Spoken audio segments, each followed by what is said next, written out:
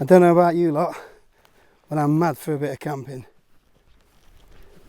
So I'm going to pitch up on this gorgeous little hill in the Peak District, and it doesn't matter which direction you're looking, the views are absolutely spectacular.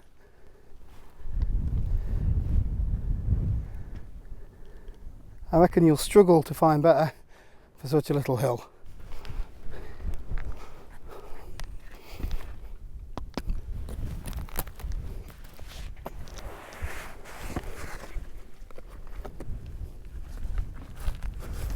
So it's only about 3/4 of an hour until sunset, but a little bit too early to pitch up.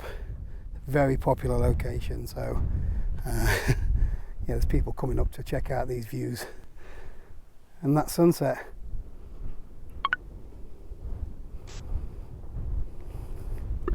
I'll show you some of the views while we've still got this gorgeous light.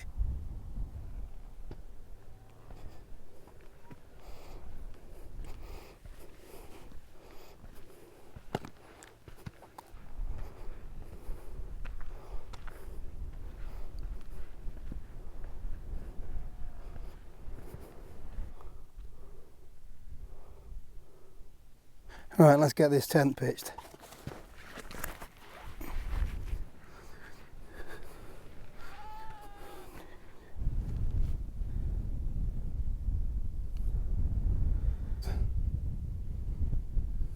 So I've underestimated how popular this little hill is. Barely any light, the last person's just left. So we're going to have a go with a more budget friendly tent today, although you're not going to see very much of it being set up. I'll have to show you in the morning.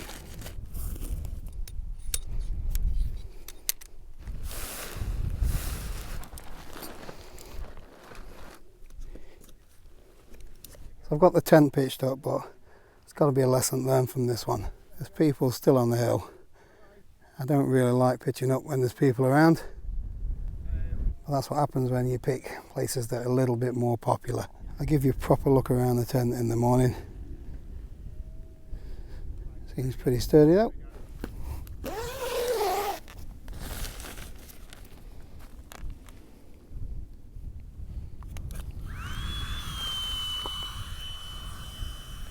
Alright, so everything's set up. So should be nice and cosy in there tonight. So sometimes you've got to set up in the dark, but it's not ideal. So first pitfall is, I've never set this tent up before, so I don't even know if it's right. It looks pretty good, but I do recommend you get used to your kit so you know how to set it up in all conditions. So there's also the pitch location to consider, so it's sometimes difficult to check the ground that you're pitching up on. You need to be really careful that you don't fall over or you're not pitched in a dangerous location. You just need to be careful about putting your kit on the floor as well. You don't want to be standing on anything and breaking it. Getting a bit peckish now, so let's get some grub on. Beef stew and pearl barley today. I've tried this one before, so hope it's alright because I'm starving.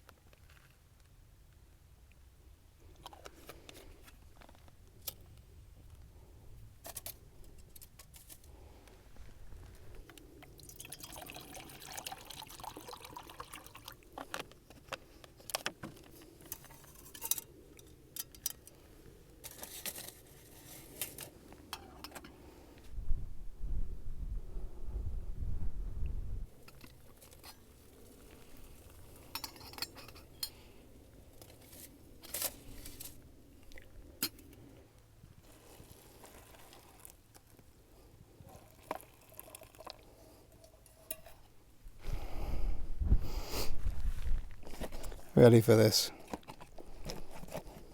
Quite nice that. Plenty of veg in it. Got quite a light show this evening. Manchester, Macclesfield. None as bright as the big fella in the sky. So it looks like I'm pitched a little bit on the piss. I'm going to have to live with it anyway, so I'll get a better look in the morning. Time to get head down. So I'm in the tent. There's quite a bit of space in there actually for one person. Vestibule's pretty big as well. It's a bit messy, but lots of space there for cooking in the morning. But we'll have a better look when we've got some light in the morning. Reasonably comfortable now, look. Foot end slid down a little bit, but at the top here it's been pretty flat.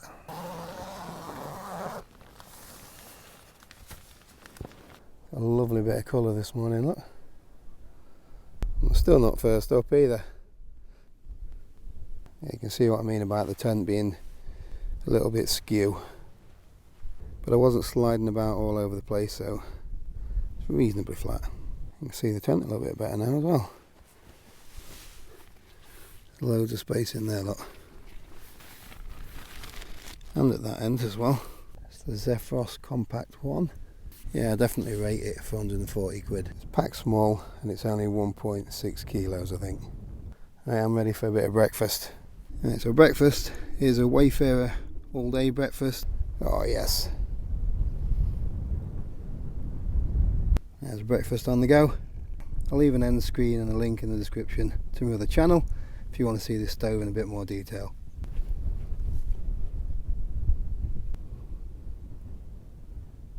A fabulous morning. Just look at it.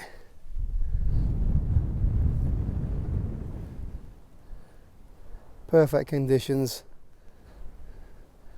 These views, not quite to die for, but you know what I mean.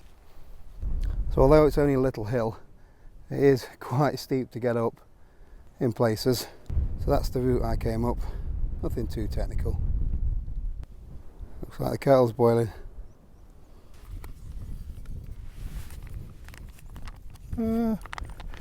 Should be hot enough.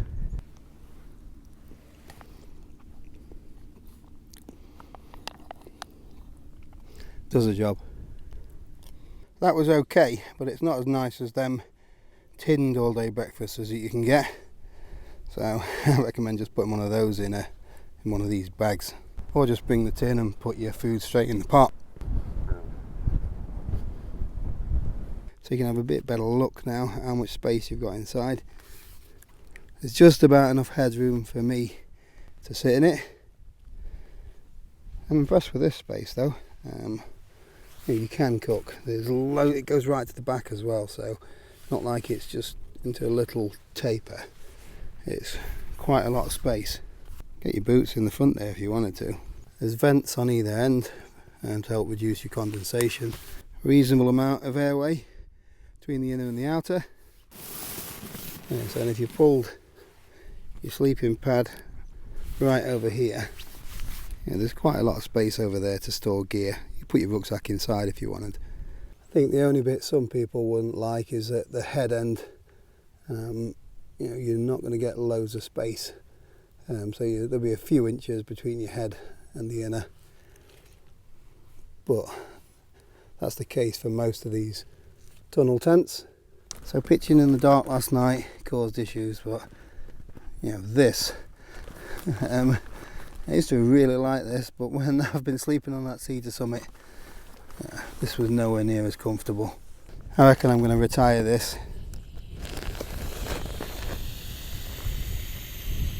The insulation's really good, it's really lightweight, but I'm at that comfort age now. Yeah, so that's what it looks like when out in it. So there's no condensation, so there's nothing to dry off.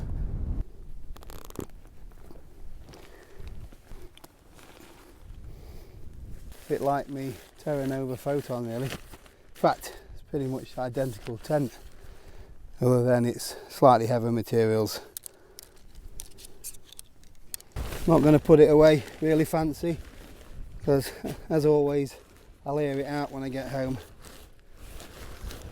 So these oversized bags, why haven't they been using these for years?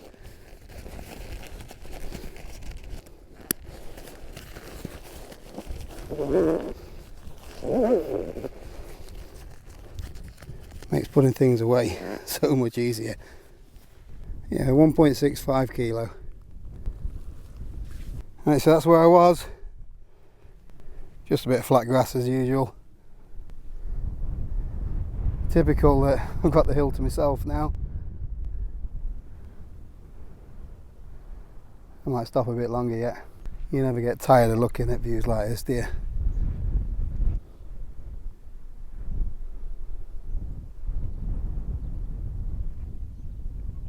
Hey, I'm going to get off. I don't know if the video is going to be any good. This camera's definitely, made for filming when it's dark. I had a fair bit of that to do at the start of the video yesterday. So anyway, thanks for watching. I'll see you next time.